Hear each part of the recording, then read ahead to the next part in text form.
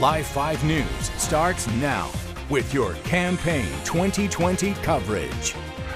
Good morning. We are watching the numbers as ballots around the country and low country continue to be counted this morning. Right now in the much anticipated presidential election, former Vice President Joe Biden is leading with 238 electors versus President Trump's 213. That is according to the Associated Press. President Trump was the projected winner in South Carolina at around 8 o'clock last night, but there's still several states that have not been called just yet. Coming up in our show, we'll bring you more on the race for the presidency as well as the races around the state. Now the 1st congressional district is flipping back to red. Nancy Mace has unseated incumbent Joe Cunningham in a tight race that wasn't called until about 2 o'clock this morning. Take a look at these numbers. I want to show you right now. At last check, we're about 51% is going to Nancy Mace, 49% to Joe Cunningham, and right now we have 95% of precincts reporting those numbers. Yes, Danielle Seat joins us now on this race that really has gone down to the wire and went down to the wire. Danielle? Yeah, Aisha, this was a race just too close to call until just a few hours ago, with Mace only leading, like you said, by 1 or 2% now. But take a look at this picture that Mace tweeted just a few moments ago. The race was finally called just a couple hours ago. Like I said, she says the momentum in her campaign really came in the end, specifically on Election Day.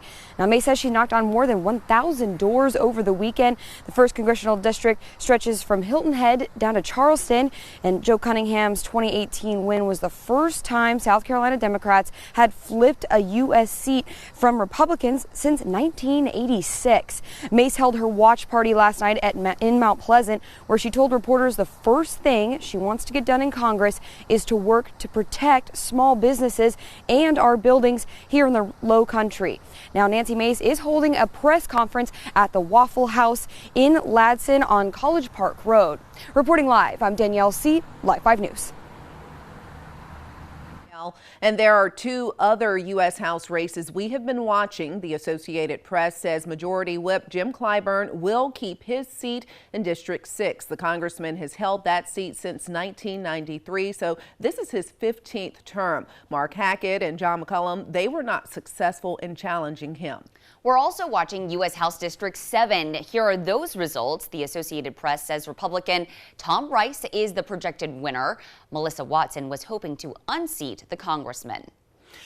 We definitely will have more Election 2020 coming up in a minute, but first, we do want to head on over to meteorologist Joey Sovine, keeping an eye on your Wednesday morning weather. Good morning, Joey. Very chilly out there when I stepped outside. Yeah, good morning to you, Aisha. We're starting out with temperatures for some of us back in the 30s again this morning. Not quite as cold as yesterday morning, but cold enough for early November. We're looking at 34 in Kingstree, 36 in Georgetown. There may be a patch or two of frost again this morning. Some spots that had it yesterday will not have it this morning. Closer to the coast, we're in the 40s, so no frost there. Temperatures, you can see this is the trend over the last 24 hours, and this shows us how many degrees up we are this morning compared to yesterday morning. Most of you about 3 to 6 degrees. I wouldn't say warmer, but not as cold this morning with temperatures once again starting out in the 30s and 40s like yesterday morning.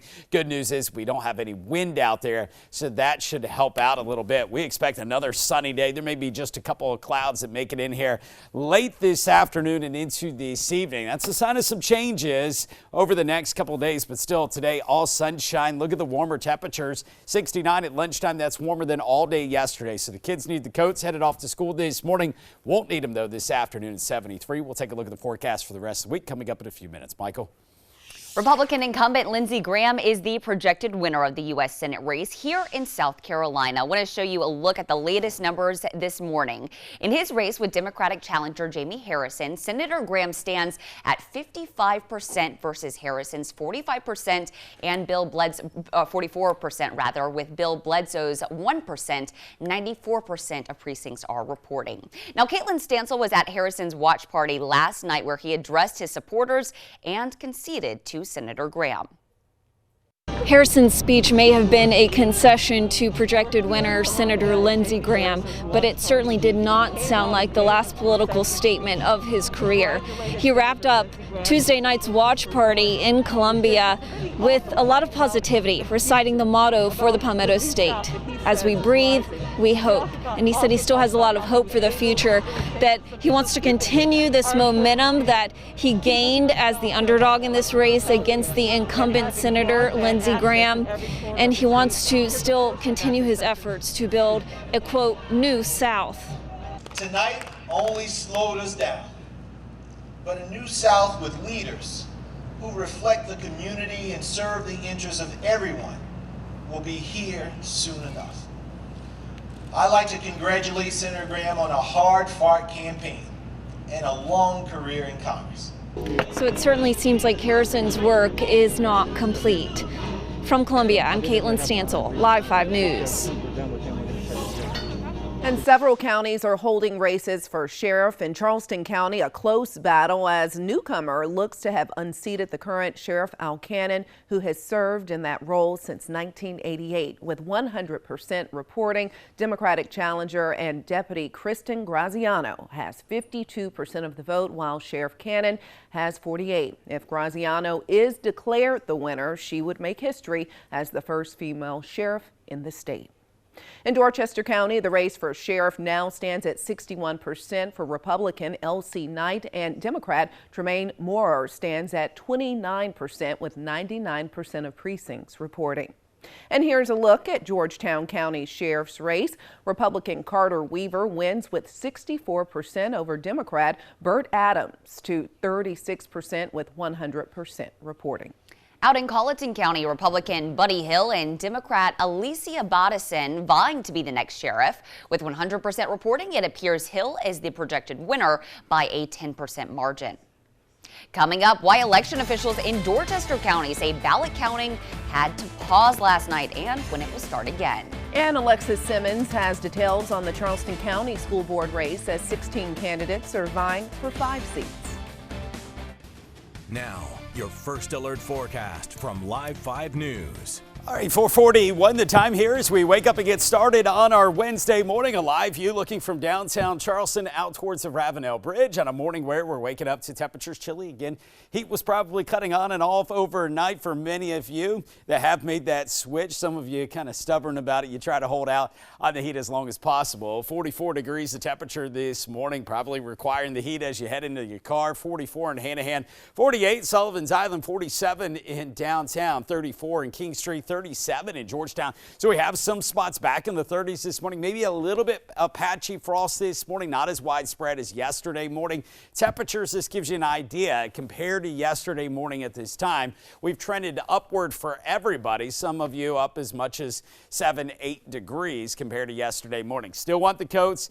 Definitely need those as you send the kids off to the bus stop this morning. Temperature starting out once again the 30s and 40s. At 8 o'clock will be at 50, 62 at 10 o'clock, and near 70 degrees by lunchtime. So you can see that really quick warm up this morning, up about 30 degrees by noon, and then this afternoon for the kids getting out of school, we'll see temperatures in the low to mid 70s today, up a little bit from yesterday. The wind's going to stay light, but one thing we'll notice very late as we go towards sunset, maybe a couple clouds starting to move in from the ocean. Could be 1 or 2 sprinkles overnight. We're going to go into a pattern with an onshore flow. This is going to be a warmer setup for us. It's also going to bring in a few more clouds and occasionally 1 or 2 spotty showers out there. You can see a little bit of rain perhaps there into Friday as well. So we'll be keeping an eye on that. The rain chance not going up terribly high anytime soon, but 1 or 2 showers. The rest of the week is going to be a possibility. Still mainly dry Thursday. Just a few hit or miss spotty showers Friday, Saturday, Sunday. Look at these high temperatures. You remember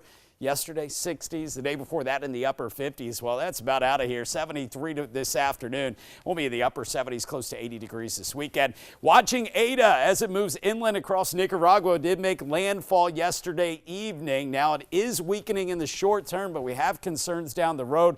And here's the reason why. It is set to make a U-turn as it moves over Guatemala and Belize and then back into the Caribbean. And computer models now saying this is going to come northward perhaps across Cuba and could could impact South Florida by the end of the weekend, and there could be some strengthening as it does so. So there's it reemerging out over the waters and then coming northward. Where does it go from there? Could it eventually bring us maybe some rainfall? Possibility, but it's possible that it stays south of us. So it's something that we'll watch for early next week. 73 degrees today, 76 tomorrow, 78 Friday. Check out those morning low temperatures. Remember, we've been in the 30s and 40s. We're talking 60s for morning lows this weekend with high temperatures near 80 degrees. In Dorchester County, election officials say ballot counting will resume this morning. This comes after a printing issue with the mail-in ballots delayed counting yesterday. Summer Hector, she is live this morning in Dorchester County, where the counting will resume in just a few hours. Michael, Aisha, good morning. The problem is that the timing marks printed on the mail-in ballots were printed too small. Now, this caused the electronic readers to have trouble processing those ballots. Now, the Dorchester County Election Commission says this issue will not prevent these votes from being counted, but it is taking longer. This error impacts about 13,500 votes, which is about 13% of registered voters in Dorchester County. Dorchester County officials tell us all by-mail absentee ballots have been locked overnight, and SLED is here to monitor the building. Now, the Election Commission will be on site to begin scanning mail-in ballots at 8 a.m. this morning. Todd Billman, the executive director of the Dorchester County Election Commission, says, "I am thankful for the continued patience and support of our voters as we work tirelessly to address the timing mark issue. All ballots will be scanned and all votes will be counted." The Dorchester County and the Election Commission hope to have all of these ballots counted by 5 p.m. today. We will continue to keep you updated as those results come in. I'm live in Dorchester County. Summer Hector, Live 5 News. And in the Charleston County School Board race, there are 16 candidates going after 5 open seats. We're still waiting on the final results to come in. Live 5's Alexis Simmons has an overview of how board members are elected and how your votes will change in the near future. I talk with voters who say they are looking forward to new members on the Charleston County School Board. This is the last election where voters could select school board members at large. Starting in 2022, a new law requires Charleston County School Board seats to be single-member districts where voters will only be able to vote for their district's representative. Right now, no matter where you lived, you had a say on who serves from each district. There are 2 seats open in the North Charleston area and west of the Ashley, and 1 open seat representing downtown Charleston. I talked with some of those candidates, and some believe that underperforming schools need more resources, and some are calling for more transparency. Overall, they want to make sure children are receiving a quality education. And the Charleston County School District is the 2nd largest in the state with about 50,000 students. In North Charleston, I'm Alexis Simmons, Live 5 News. Coming up, we'll have results from essential elections we're watching in our neighboring states.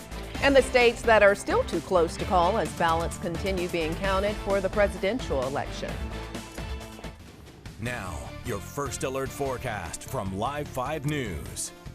All right, get ready for another chilly start. Grab the coats as you head out the door. Get the kids ready for school this morning. We're talking about temperatures widespread in the low to mid 40s near the coast. Some spots inland back in the 30s this morning. There may be a patch or two of fog over some of our waterways this morning that have developed. So just a heads up on that. Not very widespread whatsoever. For everybody else, we're just going to enjoy a clear sky start. Chilly to begin, but it won't be chilly for long. Those temperatures warm up quickly. In fact, let's go hourly through today and look at this quick rise. That puts us up into the mid 60s by about 11 o'clock. That's almost near our high temperature from yesterday. We'll achieve that before lunchtime. So a little bit warmer today. We'll keep the sunshine going. We'll keep the wind light today, but definitely grab the coats first thing. You won't need them this afternoon, but you will want those through about 7, 8, 9 o'clock this morning. Michael?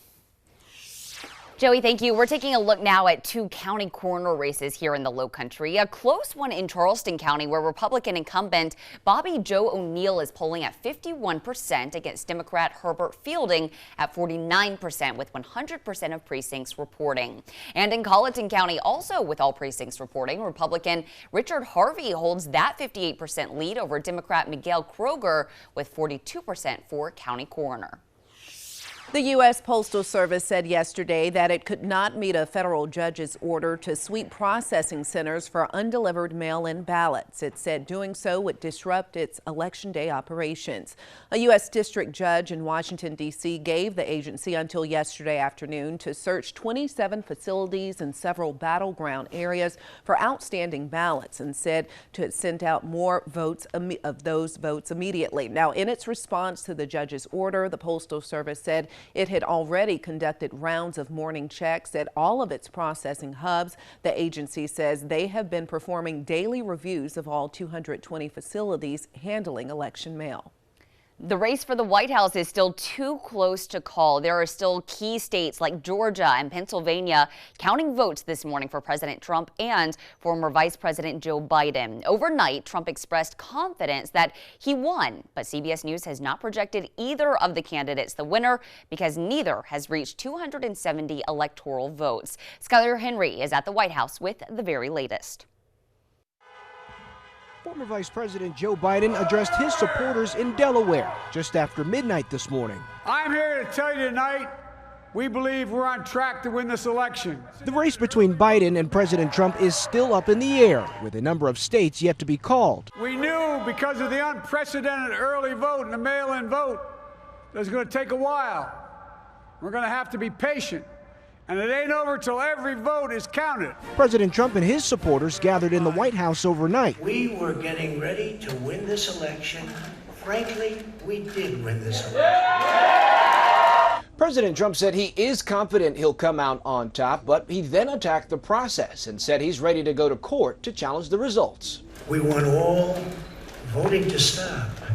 We don't want them to find any ballots at 4 o'clock in the morning. Because of the coronavirus pandemic, a record number of Americans voted early and by mail. It's taking longer to count those votes in states like Michigan and Pennsylvania. What's most important is that we have accurate results and that every vote is counted, even if that takes a little longer. CBS News projects the president held Biden off in Texas, Iowa, and Florida. We all know he's the best that we've got. But Biden held on to Minnesota. Georgia has yet to be called, partly because a water line break at State Farm Arena delayed counting absentee ballots. Skylar Henry, CBS News, the White House. Now, some election workers in Georgia stopped counting overnight with plans to resume in the early morning hours. Wisconsin's officials are working through the night, and the state could be called soon.